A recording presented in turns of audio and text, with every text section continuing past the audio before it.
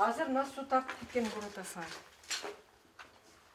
Наркы жумада түшкөнү бар эле. Бул Ош облустук китепканасынын жер төлөөсү 2012 жылы күтүүсүздөн жер астынан суу чыгып кеткенден бери кээде көлчүкчөлөр пайда болуп, көп учурда мынтип ным тартып турат. 32 жыл мурда ишке берилген имарат капиталдык ремонттон өтө элек, ичи тышы бирдей тамтыгы чыккан. Буга чейин чатырын бүтөп, канализация, жылуулук түтүктөрүн алмаштырып, жер төлөөнү кургатуу үчүн китепкананы тегерете дренаж казууга 16 миллион сом каралган эле. Бирок каражат толук бөлүнбөй, иш да ара жолдо турат. Нымдуулуктун кесепетинен уже немелер жаракка кетип атат да.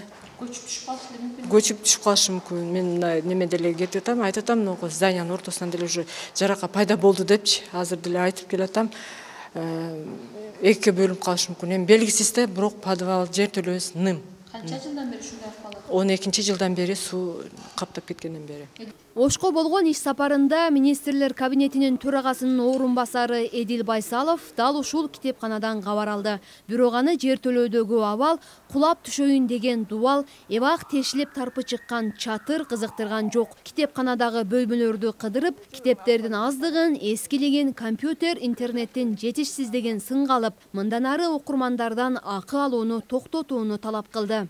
Бирок мамлекеттик китепканада ошондой кандайдыр бир өзүбүздүн жарандарыбызга акча талап кылуу, бул моралдык жактан айтып коеюн, бул болуп көрбөгөндөй көрүнүш. Бул жер жакшы жылыбайт, анан төбүнөн суу өтөт. Ал оңой.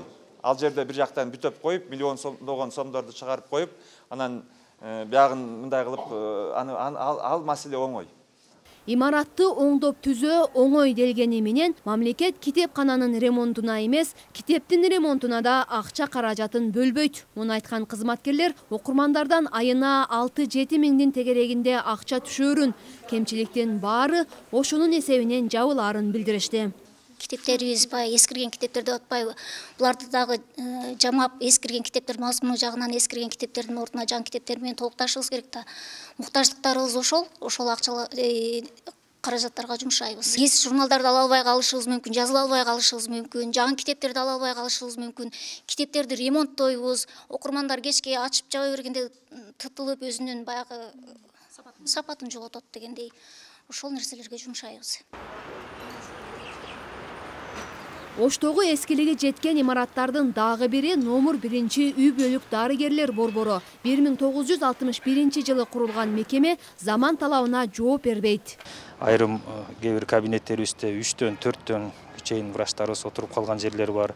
Жок эле дегенде 2ден дарыгерибиз отурат, 2ден медайымы менен, анан кичинекей каналарда жана пациенттер кирип калат, бейтаптарды көргөндө дагы бир аз ушундай кыйла эле мындай немебиз тоскоолдуктар болот да. Иш сапардын алкагында Эдил Байсалов бул медициналык борборго да келди. Бирок бейтаптарга, дарыгерлерге түзүлгөн шарт эмес, элге вакцина берүү аракетине көңүл буруп, калкты массалык эмдөөдөн өткөрүү зарылдыгын белгиледи. Бир канча райондордон биз көрүп атабыз, кайсы бир райондордо, кайсы бир шаарларда вакцина алгандар көбүрөөк болуп атат. Кайсы бир жерлерде, ошол жерде жергиликтүү бийлик органдарынын жетекчилигине да биз көз каранды экен. Эми сөзүн ачык айтып коюш керек. Мени эң көп таң калтырткан эми биздин борбор шаарыбызда, Бишкекте өтө аз. Ош шаарынын эли 50% эмдөөдөн өтүп, Нарын облусунан кийин эле 2-орунда турат. Жалпы 129.300 киши вакцина алышы керек болсо, анын 64.700-ü биринчи дозаны алды. Кенжебүй Мамат Садыкова, Кудайберди Дыйканов, ТМЖ жаңылыктары.